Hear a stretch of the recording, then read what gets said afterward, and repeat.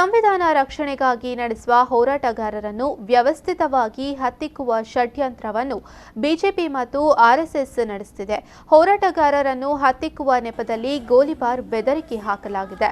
ಮುಂದಿನ ದಿನಗಳಲ್ಲಿ ಈ ಹೋರಾಟ ಚಳುವಳಿ ರೂಪ ಪಡೆದುಕೊಳ್ಳಲಿದ್ದು, ಗುಂಡಿಕ್ಕುವುದಾದರೆ ಮೊದಲು ಗುಂಡು ನನ್ನ ಗುಂಡಿಗೆಗೆ ಸೀಳಲಿ ಎಂದು ವಿಶ್ವ ಹಿಂದೂ ಪರಿಷತ್ ಮಾಜಿ ಸಂಚಾಲಕ ಸಾಮಾಜಿಕ ಕಾರ್ಯಕರ್ತ ಮಹೇಂದ್ರ ಕುಮಾರ್ ಹೇಳಿದರು.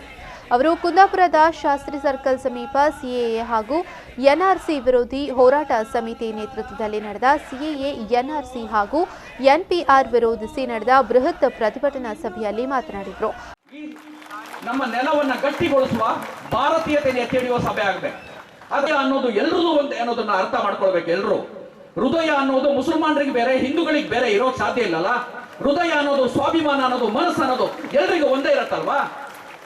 ಅದನ್ನ ಯಾಕೆ ಅರ್ಥ ಮಾಡ್ಕೊಳ್ತಾ ಇಲ್ಲ ಅನ್ನೋದು ನನಗೆ ಎಲ್ಲಾ ಸಮಾಜನೂ ಅರ್ಥ ಮಾಡ್ಕೊಳ್ಬೇಕು.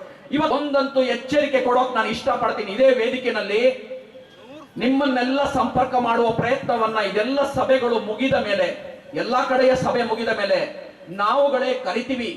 ಇವತ್ತು ನಾನಿರ್ಬೋದು, ನಿಕೇತ್ ಇರ್ಬೋದು, ಸುಧೀರ್ ಇರ್ಬೋದು, ಸೆಂಥಿಲ್ ಇರ್ಬೋದು, ಈ ತರ ನಾವು ನಿಜವಾಗ್ಲೂ ಒಗ್ಗಟ್ಟಾಗಿದ್ದೀವಿ. ಜನರ ಪರವಾಗಿ ನಾವೇ ಕರಿತೀವಿ ಸಭೆಯನ್ನ. ಆ ಸಭೆಗೆ ನೀವು ಬಂದ್ರೆ ಸರಿ.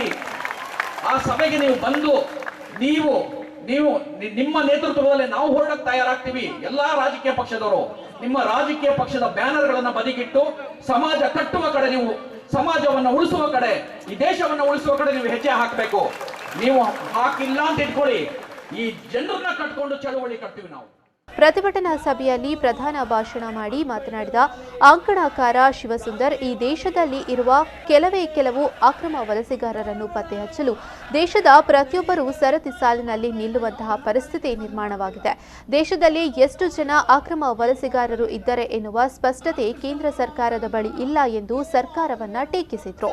ಇಲ್ಲಿ ಹಿಂದೂ ಮುಸಲ್ಮಾನರನ್ನ ಒಡೆದಾಡಬೇಕು ಅನ್ನುವ ಕುಟಿಲತನವನ್ನ ಬ್ರಿಟಿಷರು ಮಾಡಿದ್ರೆ, ಆ ಬ್ರಿಟಿಷರ ಪಳೆಯುಳಿಕೆ ಆಗಿ ಉಳಿದಿರುವ ನೀವು ಈಗ ದೇಶದಲ್ಲಿ ಮಾಡ್ತಿದ್ದೀರಿ.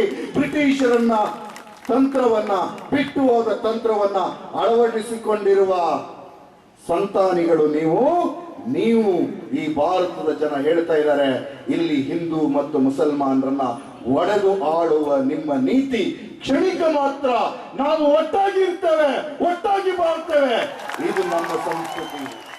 ಇದೇ ವೇಳೆಯಲ್ಲಿ ಸಂವಿಧಾನದ ಹೆಸರಿನಲ್ಲಿ ಸಾಮೂಹಿಕ ಪ್ರತಿಜ್ಞೆ ಸ್ವೀಕರಿಸಲಾಯಿತು.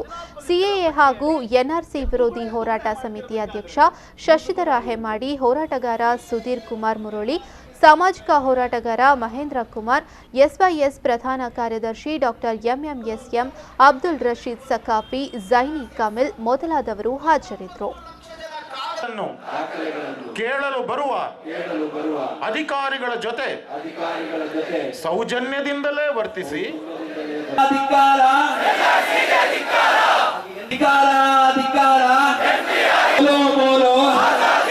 जोर से बोलो, हम हिंदुस्तानी, प्यार बोलो, अंबेडकर वाले, गांधी वाले,